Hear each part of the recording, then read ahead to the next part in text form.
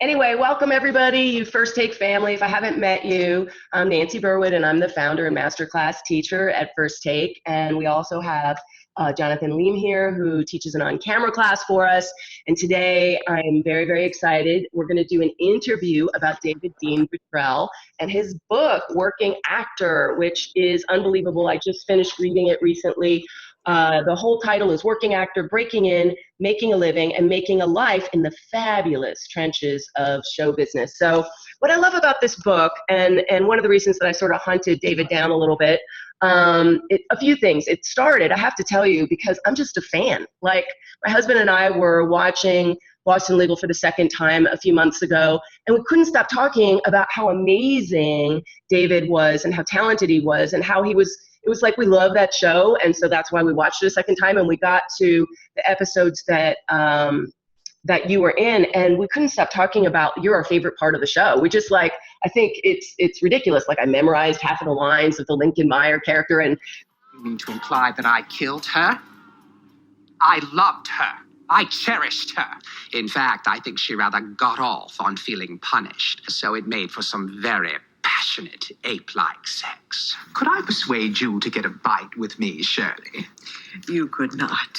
Would it help if I had a pistol? I have feelings, Mr. Coho. I was just doing whatever I could to defend my client. It wasn't personal.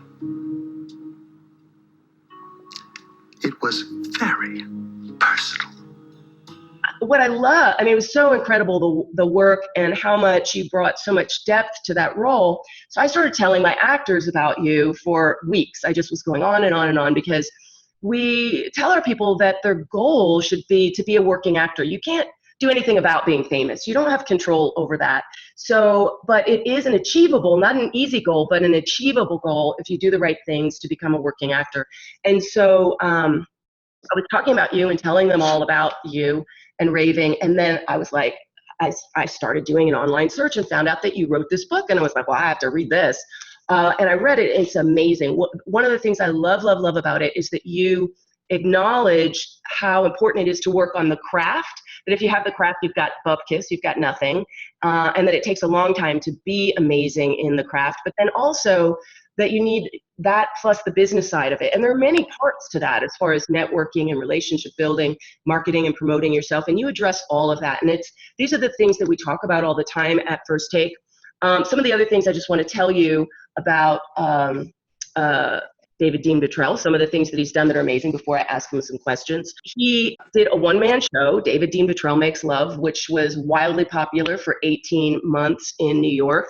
He's made his living for over 30 years as a working actor. So if you want to hear somebody that really knows what it takes, at 30, he wrote a play that was produced hundreds of times.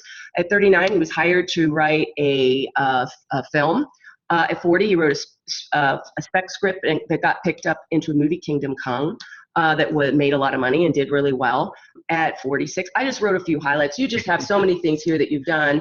I wrote a 15-minute movie, which won 17 awards. And then some of the shows he's been on, so many, but he's guest starred in many shows with many kinds of roles that he's done: Modern Family, Blacklist, NCIS, Criminal Minds, Mad Men, etc. So really an incredibly talented actor. And what impressed me too about your book is just a warm and humble guy that's deep and insightful and funny and charming. And so excited to have you here with us. I know you're teaching a class for us in a little over a week. I know our actors are super excited about that. And the class is Impressive Auditions, which of course you know about how to have impressive auditions. The story about that audition in Boston Legal and how wow the room was, that they wrote you from one episode into 8 episodes, because it was really, and it doesn't surprise me at all with what you came in with that character. Totally. So anyway, those are just a few little highlights. I could probably talk for an hour about how fabulous you are. But I wanted to, I talked about why you wrote the book, where the LA Times said that you were on the fringe of success, which cracks me up. Being a working actor for so long, you're living the dream. So that was kind of such a ridiculous thing to say in so many ways, because there are hundreds of thousands of actors that would love to have the success that you have, and fame isn't the big thing, which you talk about in your book too, is the difference between being a working actor and being famous, because you had a little go with the famous part. Can you, my first question is talking about how you see the differences in being a working actor versus being famous. People always think either you're a multimillionaire or you're starving to death, and that there's no middle ground, and that it's not possible to have an actual life as an actor, but it is possible. And it can be more than one place. It doesn't have to be done on Broadway, and it doesn't have to be done in Hollywood.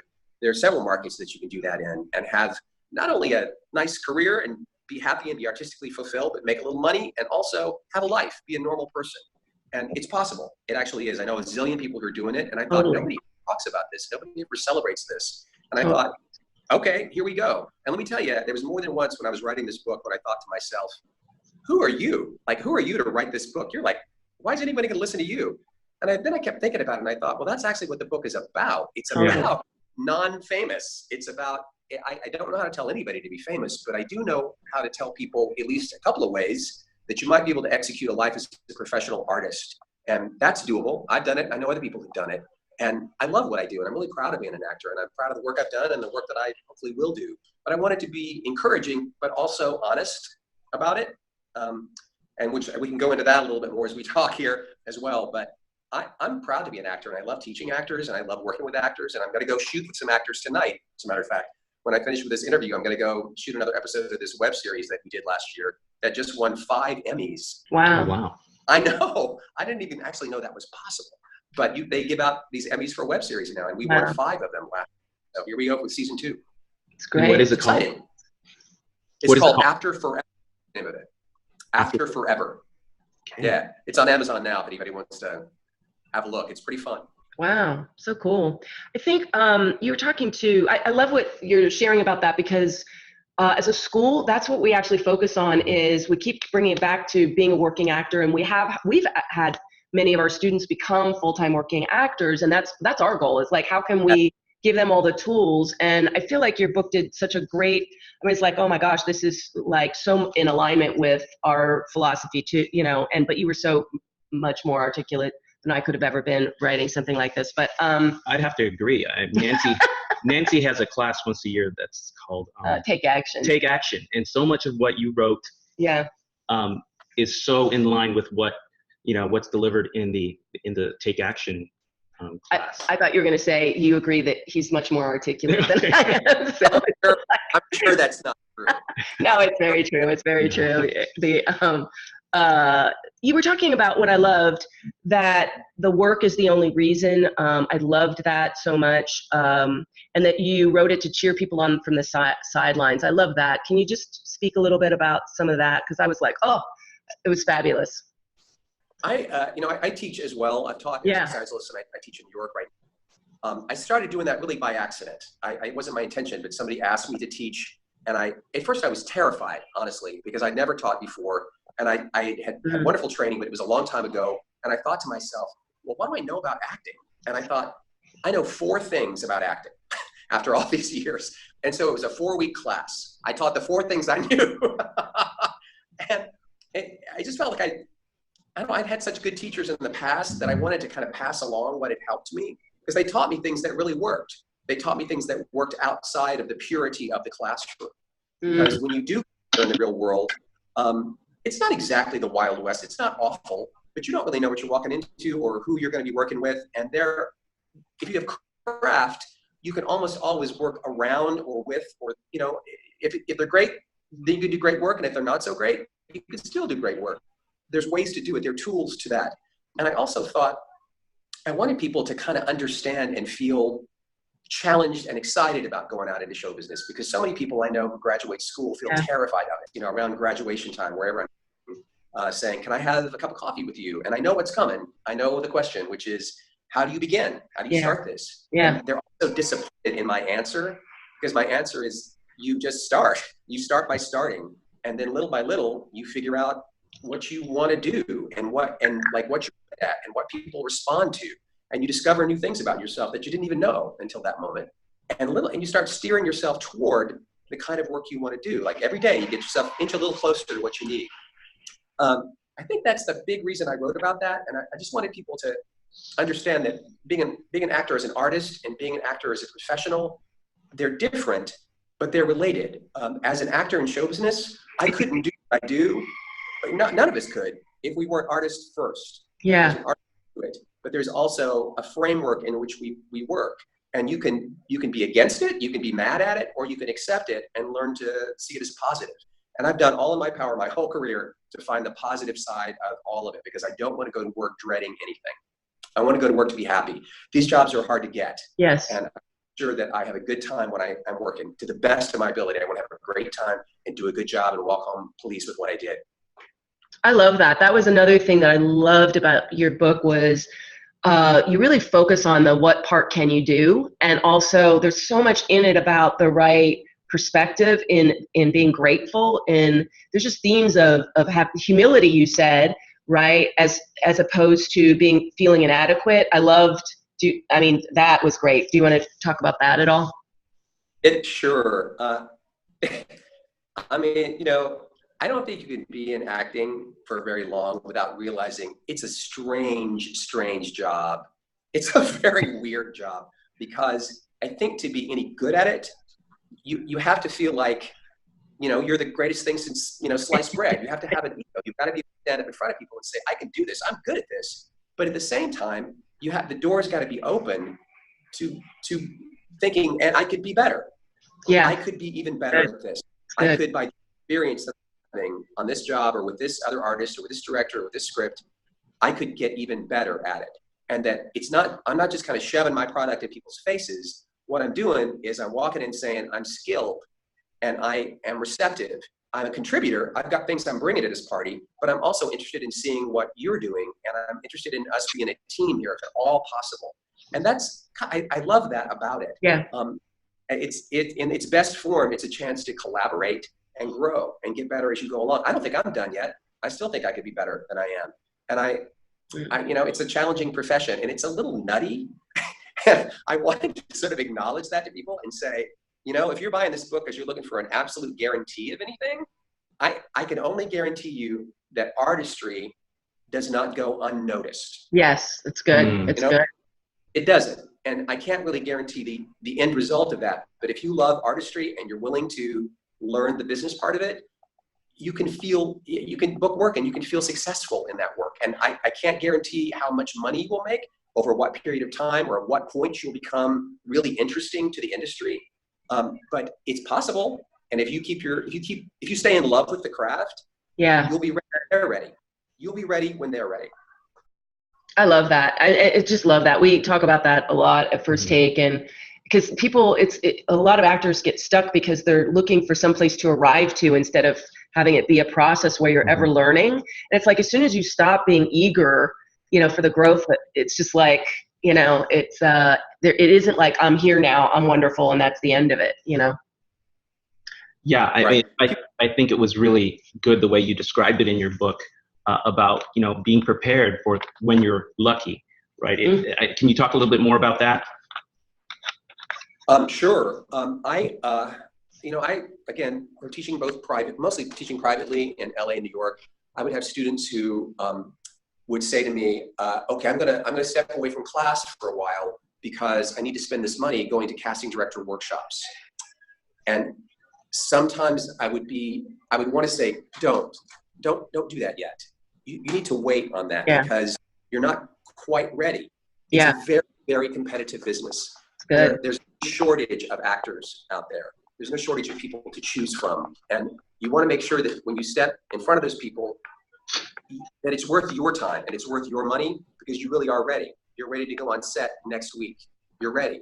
Not you hope to be ready, or you maybe someday possibly might be ready, or with a little help you might be ready, or any of that, because that's not really what they're shopping for. Right. They're shopping for people who are who are ready, who are truly ready to professionally work next week, honestly, on camera. And that takes a little time. It takes a little time. You have to prove that to yourself. You have to prove to yourself in class and in safe atmospheres that you can do it, and that you can. And if you make a little mistake, you drop the ball, you can pick that up and go back to the work again. You have to have some confidence in your skill. And I don't think you can just sort of manufacture that by like saying that over and over again as a mantra. you've got to kind of prove it to yourself. And that's, again, done in class. It's done by doing theater. It's done by doing a lot of things. By doing little short movies or self-tapes or all kinds of stuff can get you there. But you got to get there before you go in and start. If you knock on the door of the industry, if they open the door, you got to be ready. Yes, time. So good. So I encourage people, like, you don't have to rush, you really don't. Wait until you have some maturity in it. There's a chapter in the book about ego, which I don't think anybody has, in my knowledge, has ever written a chapter about that in any acting book. But your ego, it's got to be healthy, but it's got to be based on your skills. Yeah. Just be your desire to do it, or your desire to be recognized or loved or accepted. It's got to be, your ego is based on what you know you can do when you walk in the room. And if they say, hey, you know what? I don't want you to do any of the things that you plan. I want you to do this whole other thing. I'm going to give you an adjustment that's the polar opposite of what you came in with. You have to be game enough to jump in and try that. And you got to be skilled enough to go, here we go. I'm just going to change this. I'm going to take a shot, because what I was doing is not going to get me the job. So therefore, this person, if they're telling me something, they're trying to help me. But you've got to be facile enough to make that change when you're called on. And that just takes a little time. That's all. But as we have, this show business is filled with stories of people who one fine day, they were looking for a very specific thing, a very specific actor. And then this actor had been waiting in the wings for a long time. And all of a sudden, there was nobody else for like Kathy Bates. I tell a story about Kathy Bates in Misery. When that role came up, there was nobody else but Kathy. You know what I mean? There was no logical choice for that role. Who else could have done that at that time in history? And it changed everything for character actors. I mean, female character actors particularly. That role changed the whole trajectory for everybody. So it's kind of a historic thing in my mind anyway.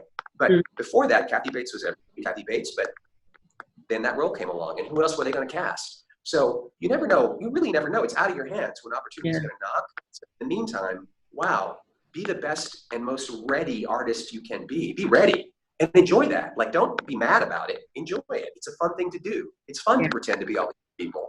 It's much more fun than being me. I mean, I love acting for that reason, because I get to not be me for a while, no matter where I'm doing it, whether I'm doing it in an acting class or on set. It's enjoyable to me. I like it. It's a puzzle to solve. That's good. That's really good. I think it's interesting, because we had Clifton Collins Jr. here to do a class, and somebody had asked him, what's the favorite role that you prepared? And the two that he named, he said, were both auditions he didn't get, but it was such a joy to prepare them. And it was just such a great thing. Like, it's just so, like, you want to relate in that way, that it was like a privilege that I got to, I mean, that you love the work so much. And it was just, I think it shocked everybody a lot that his favorites were things he didn't get, but he just, that it's a privilege to get to be in the situation and to have the doors open. And so I love, because so many actors are in a hurry to get seen, and they don't have the skill yet, and they don't realize how much that closes doors for them. Because if you go in there and you are not prepared and green, it's not likely that you'll get called into that office. And there aren't that many casting directors in the business, So I wanted to ask you, one of my favorite things was when you wanted to be Sean Penn. I just it was so great, because mind you, it's, again, these are things that we talk about in class all the time, of that the magic that you bring to every role is you, and to embrace that. Because somehow actors always get stuck in thinking somehow it's more interesting to be this other kind of person. And of course, they're usually always the dark, edgy ones. And I love what happened when you shifted the way you looked at that role that you did in the church basement, where you found who you were to bring, and it was magical. And you did the same thing with the Lincoln Meyer character. Can you talk about that? Because honestly, that just, it was heaven. I just loved hearing it. Thank you. One of the, I think one of the toughest parts of anybody's career is the beginning of it. You don't really fully know who you are yet. And that's not a criticism. That's just a fact. That's just a fact of being a younger person. It takes you a little while to kind of figure it out. But you certainly can look at people on the silver screen or on your TV set and go, wow, I want to be an actor like that. And for my generation of young actors, for male actors, it was Sean Penn. He was like the man. And so I was just in love with that idea, the idea of being that troubled guy, and or Timothy Hutton was kind of big in those days too, and like just being one of those young, troubled, angry young guy kind of people. And it didn't, I think I said in the book, I actually managed, my first professional job was a role like that. and it was a miserable experience. It was. I felt like such a phony. And I kept thinking, God, I'm a terrible actor. Why can't I do this? I've been wanting this for so long. Why am I so awful at it?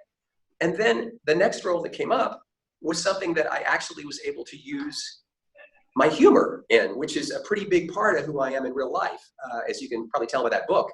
And it astounded me the way that people, when I just used used my own self to kind of create this character, all of a sudden I felt totally at home. And people were responding to me in this very unexpected way, and I started to get work because of that. And it was such an eye-opening thing. But I tell that to my students all the time about, we are the clay out of which all of this is made. And Meryl Streep has some incredible quote, which I'm going to totally paraphrase right now. But she talks about that when she picks up a script or starts to look at something, the first thing she looks at are the things that appear to be differences. And in the end, she finds herself in there somewhere. Yeah. I'm not saying that as well as she said it, but I love that because I think there's a truth. And there are very few people on this planet who can play anything. Do you know what I mean? All of us have things that we do really, really well. And I feel really blessed because I've got a couple of categories that I fit into. Nice range, yeah. Oh, you're very kind. Thank you. I'm grateful that there's a couple of different things I get, psychopaths, and then sometimes funny. So those are kind of my two wheelhouses largely, but there's a lot, there's a lot of leeway in there. So I'm blessed, but it's all of us. You kind of find yourself by trial and error out there, because I didn't see it coming. And when I saw it, I was astounded that I was not going to have a career by imitating another actor. I was going to have a career by being myself. And wow, that was a game changer for sure. That's so good. So good. And then it came up with, the Lincoln Meyer character, because you were saying that the breakdown said Truman Capote, and you were like, that's not my thing. And then can you talk, I thought that was really fun because wait, the quote, because this is so fun, that the Seattle Times said, Bottrell may have created the creepiest yet most likable character on TV, the haughty Lincoln Meyer on Boston Legal. It's great. It's like amazing. Yeah. That was a complete game changer, and it happened at a time when I had stepped away from acting. Somebody remembered me from something they'd seen me in 20 years before. I was in a play, and this casting director remembered me and sought me out, found me, and called me about this. And as you were saying, it was described as like for those of you old enough to remember Truman Capote, who was very specific and very weird and had a very specific way of speaking and acting. And I don't think different. It was not at all what was on the character description. And I thought to myself, well, I got nothing to lose here, And I just did my version, which was based on a guy that I had worked for when I was in acting school. When I was a cater waiter, I used to bartend for this guy. And so a lot of Lincoln was based on him, at least psychologically based on him, because he was such a freak. And he's detached from reality, and he was kind of a drunk, which Lincoln wasn't, but and he was clearly gay, but he didn't, he always seemed to have this fictional girlfriend who never ever showed up at any of the parties. And it was also weird. He was like this wonderfully weird person. And so I started walking around and he also spoke, because he was quite wealthy, with enormous confidence about things that he knew nothing about, which was just delightful. And so when I got the material for Lincoln, I started walking around my apartment, and I just sort of assumed that stance. Like, I remembered his personality, and I started from there, and I started cracking myself up in my living room because the things I was saying were so incriminating, yet I was saying them as if, the law didn't apply to me or something. And then I thought, well, what the hell? Okay, I'll try it. And I took it into audition the next day, and they couldn't stop laughing. And they kept saying, do it again. And I was like, want to get like adjustment or something? They're like, no, just do it again. And so I would like do it again, and they were like falling out of their chairs. And I kind of booked it in the room, which really never ever happens, but it kind of did in this case. And then David Kelly just thought I was funny, and that hence began this odyssey on season 3 of Boston Legal that completely changed my life. It totally changed my life, and it was, to date anyway, kind of my claim to fame was what happened with that role. And it was astounding, the amount of attention I got for it. And let me say, it was, David is a phenomenal writer, and it was his show. And it was an interesting show because they blended so many different styles. Like there was kind of a legal show, and there was also kind of a soap opera, and he also made a lot of political points. And then there were also these bizarre characters like mine or Betty White's character that were kind of woven through this fabric. I don't know how he did that, but he made it into this really super duper show. And every week when I would get the scripts, I would be so intimidated because I would think, oh my God, I'm working with Bill Shatner this week, or oh my God, I'm working with, whoever I was working with, Candice Bergen or Delta Burke or whoever I was going to meet on set. And I thought, okay, don't shrink, rise to the occasion. You got to meet these people toe to toe. You cannot back up. And it was a great education for me. And I thought, you have no time to be scared. There's no time for that. If they're a star, you got to be a star. Walk in there and be a star and act with them. They're actors. You're an actor. Act. And it was the most marvelous experience. And I can't believe how much was entrusted to me in that season with, having been basically retired from the business. And it changed everything. And all of a sudden I was an actor again, and roles started coming my way, and it was just amazing. It was amazing what happened. That is like a Hollywood story. You know what I mean? That totally. Just doesn't happen very often. Miracle. It was a miracle. Totally. Well, very warranted. That was definitely super memorable. So not a surprise. One of my favorite shows for sure. And oh my God. Yeah. The best. The best. Missed that show actually. Me too. I wish we could go back. I mean, if they're going to reboot anything these days, they got to reboot Boston. Yeah. So one of the things, it's interesting, you talk about as far as the business and you're great. I love the way that you speak about networking and relationships. And so it's funny because I think the agent you have now, you were talking about that you met in the elevator and all that, who also represents quite a few of our people. I was wondering if that was that was going to be a question. You get that. Yeah, I know. It was, but I love how your perspective on that and you put it, because a lot of times people relate in such a weird way. And I think you're a nice guy. You're charming. It makes sense to me that the way that you approach it, your relationships with generosity and sincerity, which I think is huge in relationship building and networking. Do you want to share a little bit about? I can just tell you, I had stood on the sidelines and watched people work a room like nobody's. And I there with my mouth open going, oh my God, I wish I could do that. I really wish I could just had the balls to do that.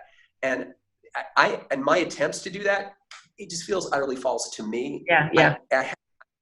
I don't know. It's not kind of in my DNA to do that, yeah.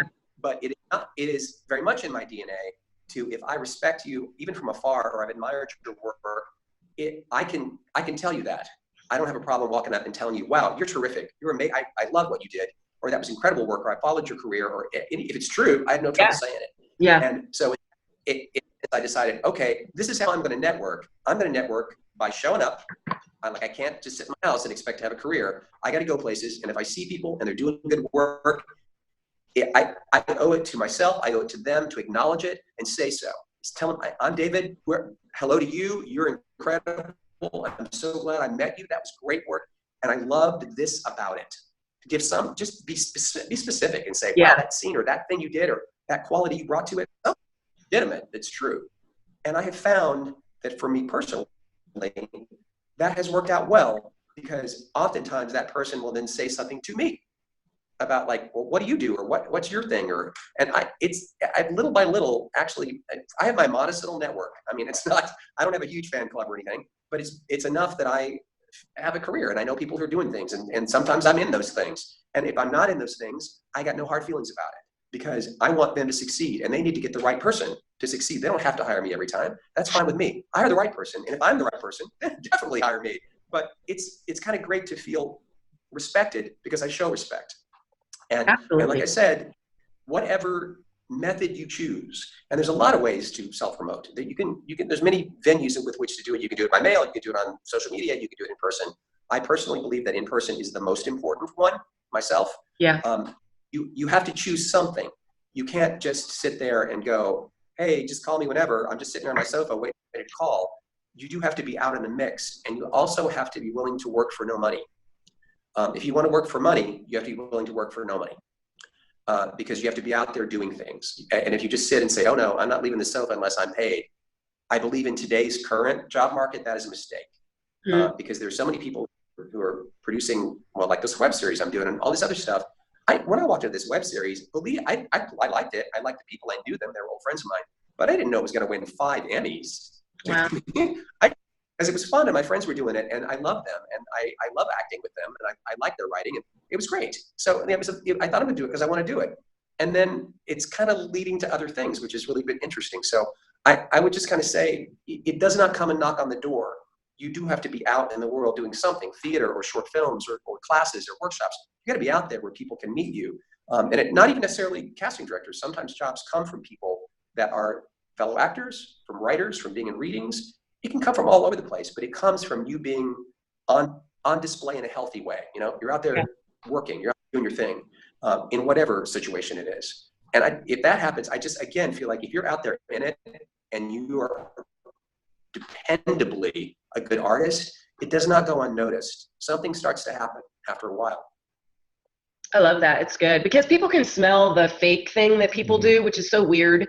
But so I love the combination of you talking about doing the work and the craft that you've got that to bring, and then being relational in a way that it's you don't have your hand out in a way like I'm going to be nice and I'm expecting payback. There's just everything that you were speaking about. There's a generosity of just being, I'm putting things out there to be, you know, kind and genuine and sincere and just believing that it comes into something, you know.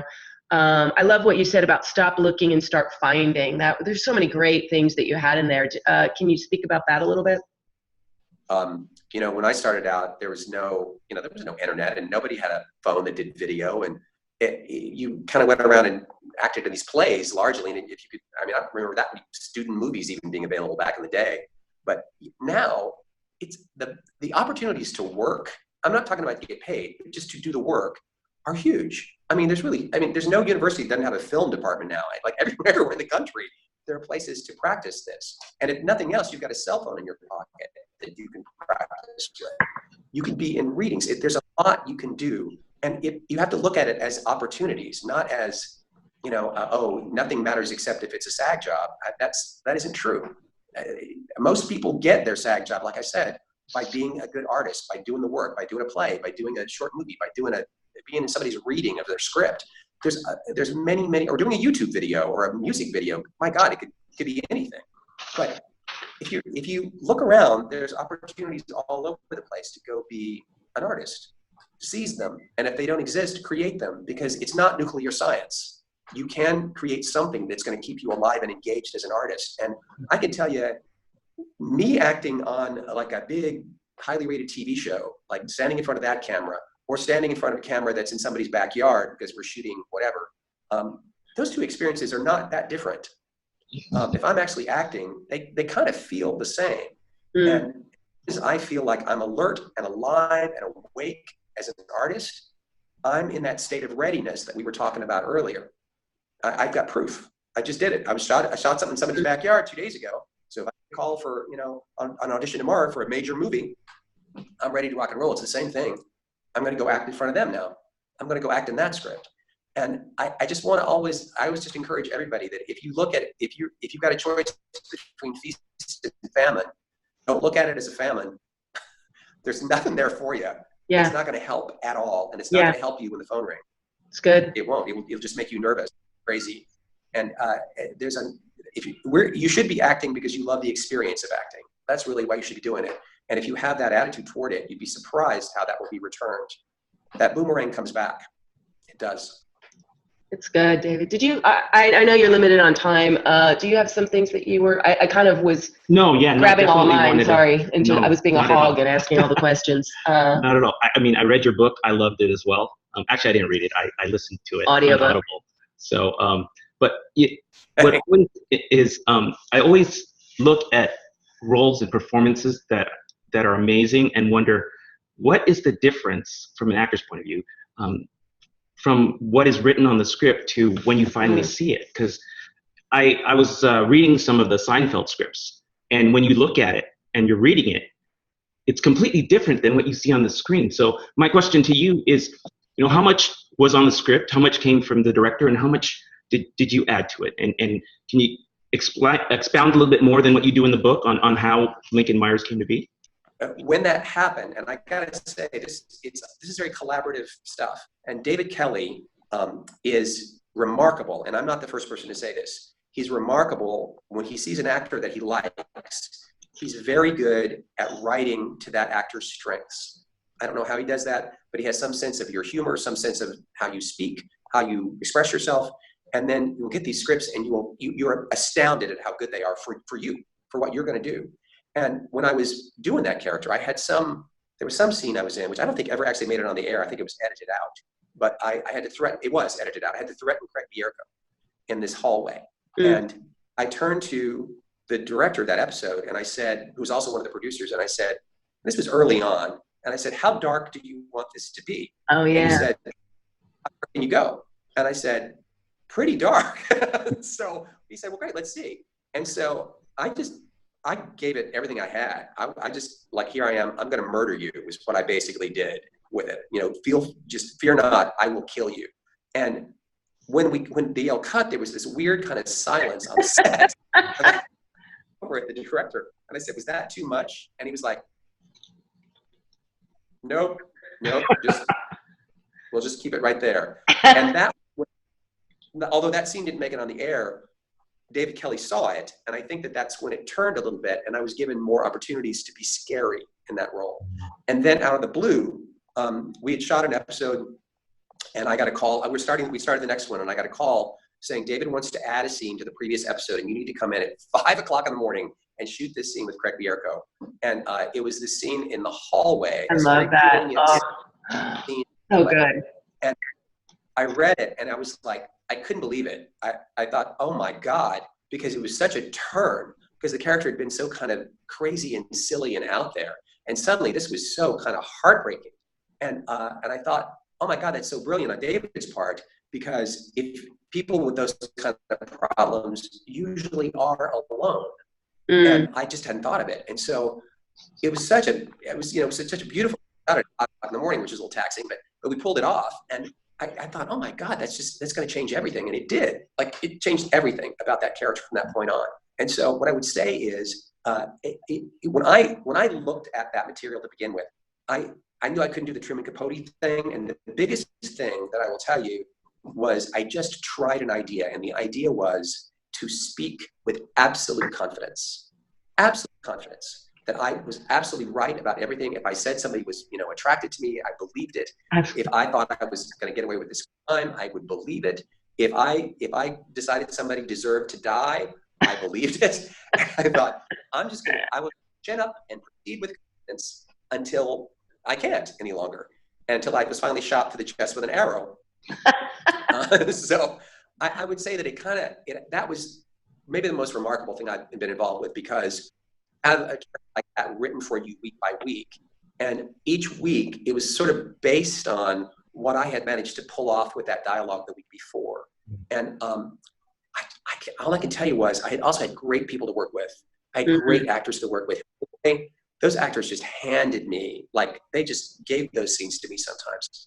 And it was very generous of them. And I've not always had such a generous reception. Some people are a little touchier about that, but boy, the people at Boston Legal were like, take the ball and run with it. And it was built week by week. That's really my experience with it. And in other situations, I will say that whenever I pick up a piece of material, I always think to myself, ever since the Greeks all the way back to ancient times, all stories are the same, really, which is somebody wants something and something goes wrong. And when I pick up a piece of material, I'm looking for that. I'm looking for, like, what I want here, and where are the options for things to go wrong here? What can go wrong? And if I don't immediately know what that is, I will choose something. I'll just make a decision, and I'll find something that gets screwed up, or that I will screw it up, so that I have something to act. Because without a problem, I don't have a scene. So sometimes that's very subtle, but I make sure there's something there. I got something to struggle with, because if I got nothing to struggle with, there's no performance.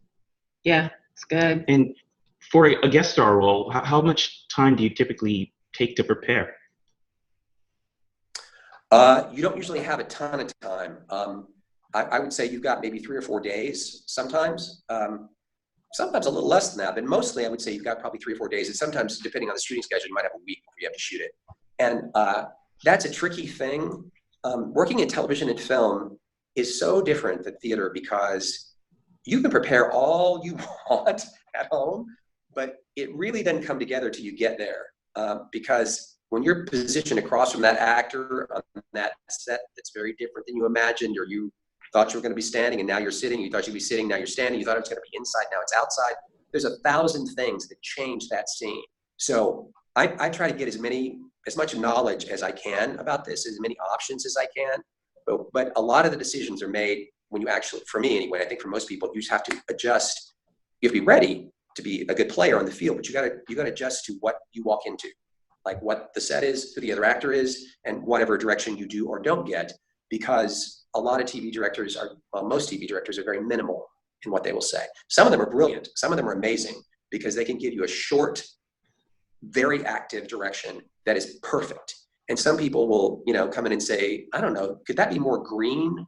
Could you bring some orange into that? Or, it's like, sure. Let's go for another one.